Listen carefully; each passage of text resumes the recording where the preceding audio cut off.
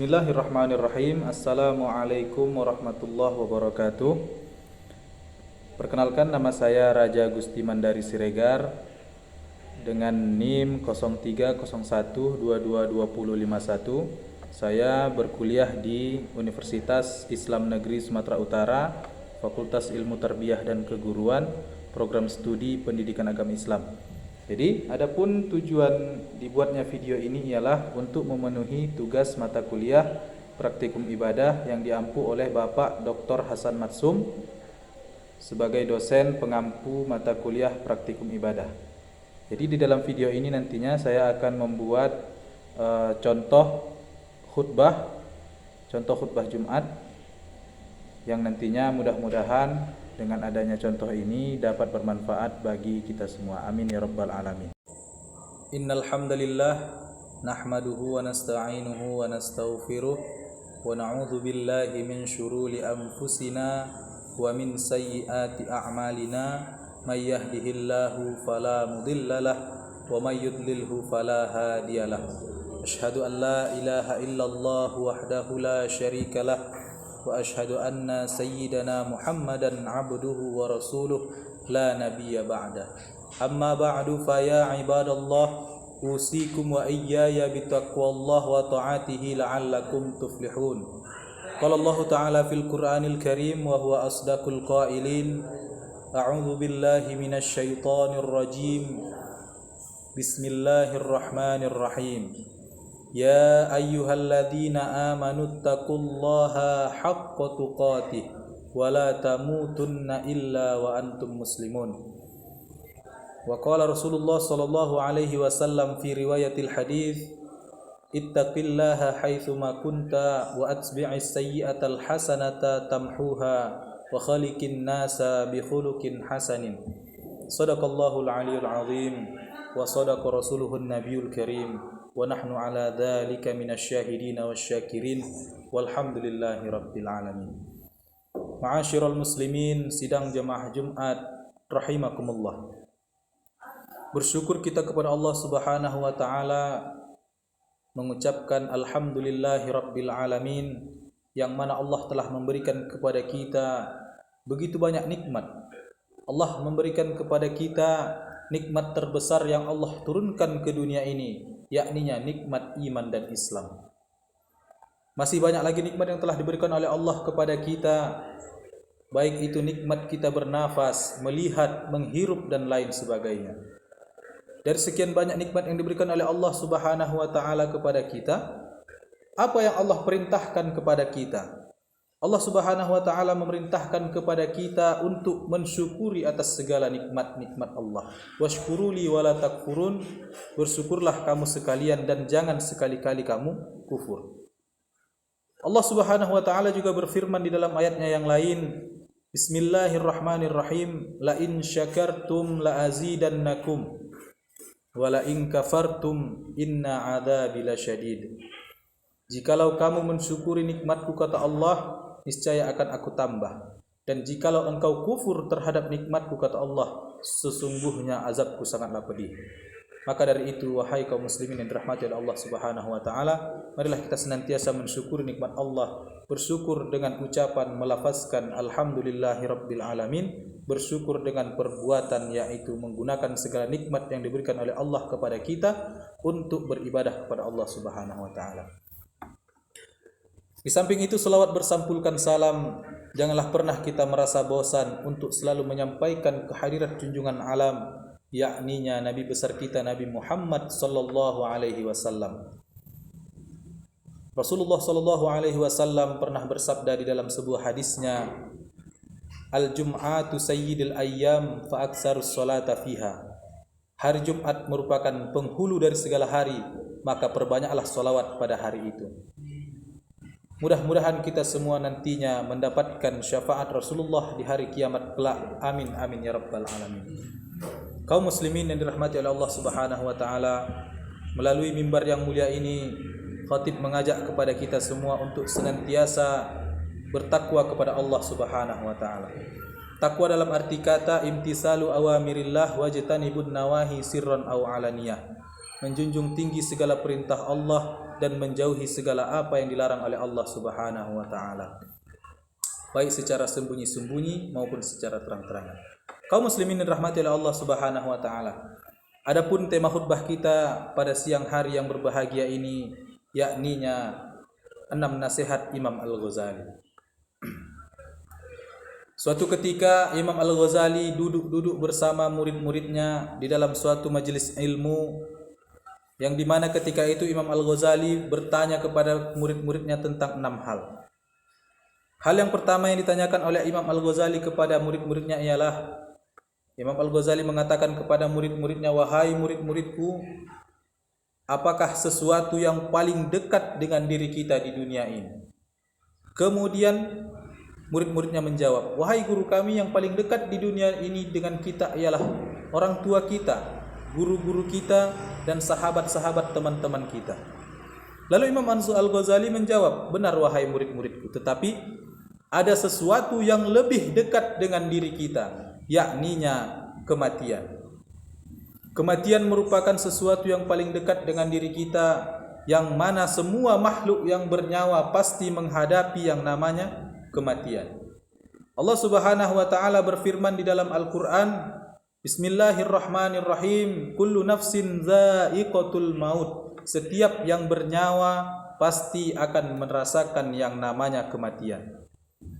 Maka daripada itu, wahai kaum muslimin sekalian, sebelum ajal datang menjemput kita, mari kita persiapkan perbekalan kita menuju akhiratnya Allah Subhanahu wa taala. Allah Subhanahu wa taala berfirman dalam Al-Qur'an, "Fatazawwadu fa inna khairaz zadi taqwa."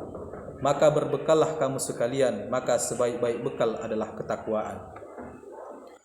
Kaum muslimin yang dirahmati oleh Allah Subhanahu wa taala. Kemudian Imam Al-Ghazali bertanya lagi kepada muridnya, wahai murid-muridku, apa yang paling jauh dengan diri kita di dunia ini? Kemudian murid-muridnya menjawab, yang paling jauh dengan diri kita di dunia ini adalah bulan, bintang, matahari, planet-planet, dan lain sebagainya. Kemudian Imam Al-Ghazali menjawab, benar wahai murid-muridku, tetapi ada sesuatu yang lebih jauh daripada kita di permukaan dunia ini.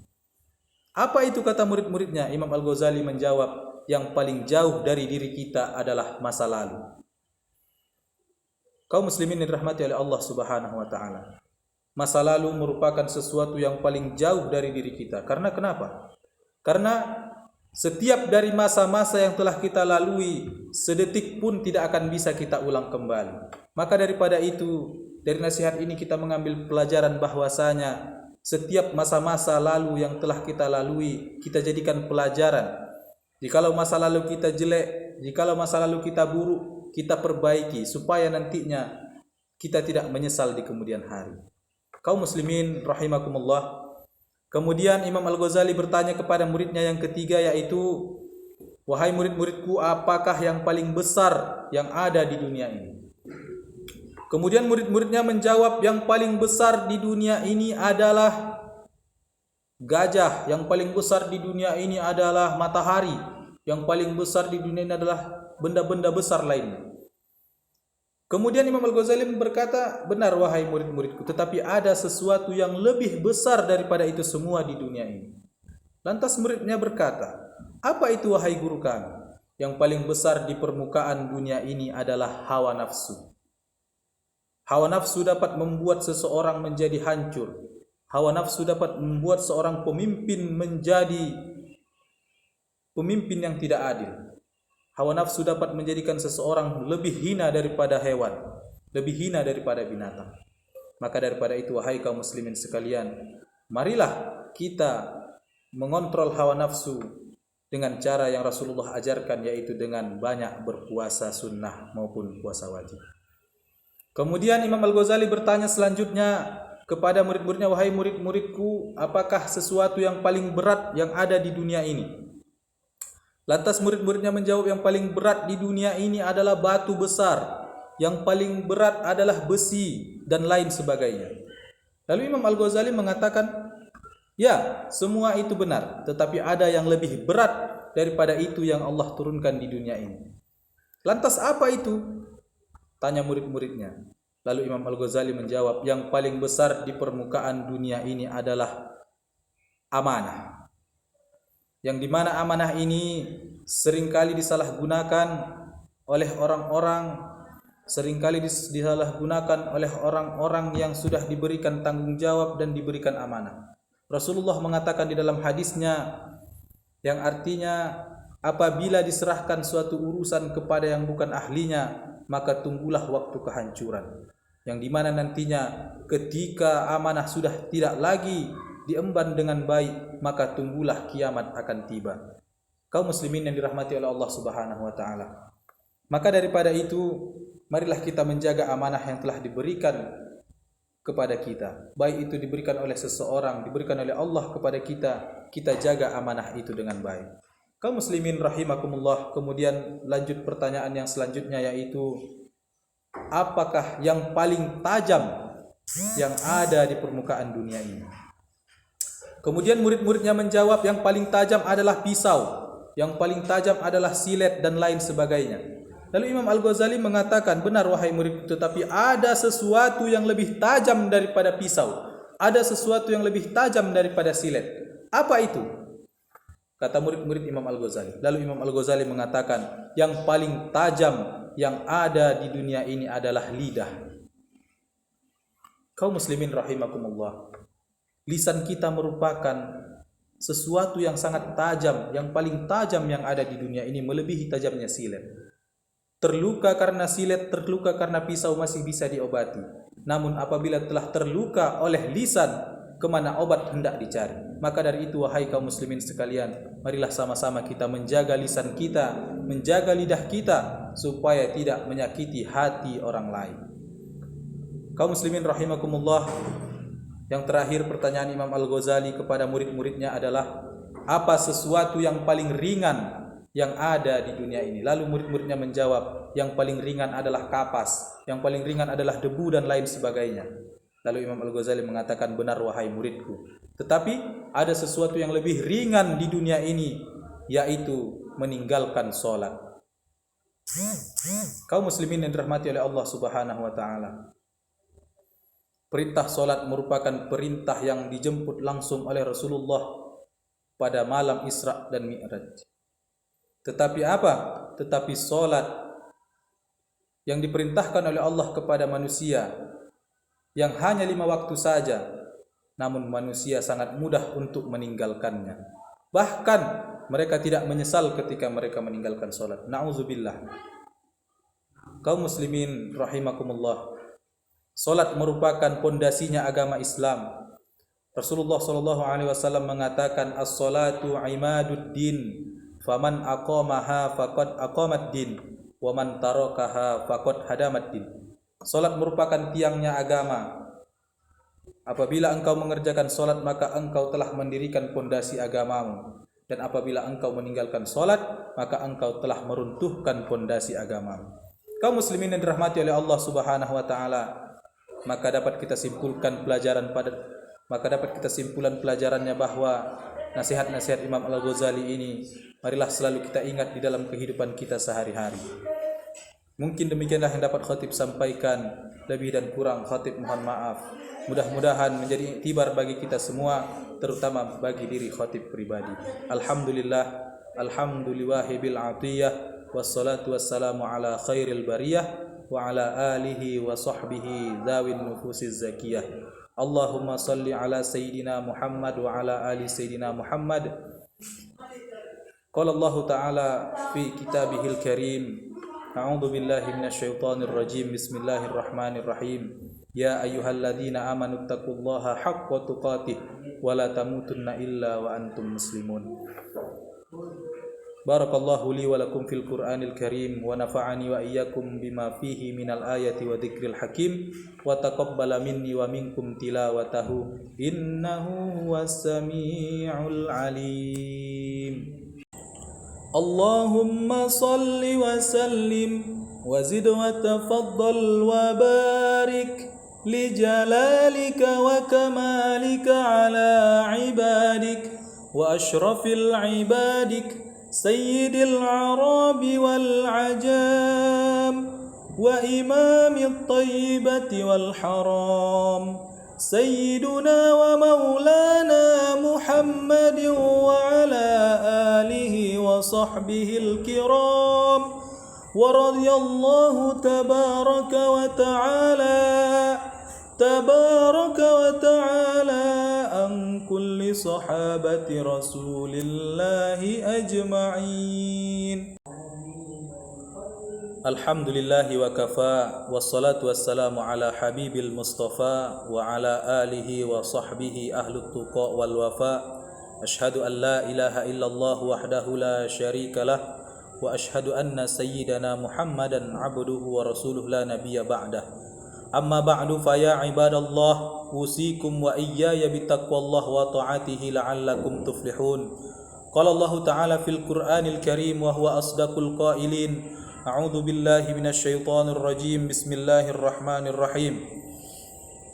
يا أيها الذين آمنوا اتقوا الله وقولوا قولا سديدا يصلح لكم أعمالكم ويغفر لكم ذنوبكم ومن يطع الله ورسوله فقد فاز فوزا عظيما.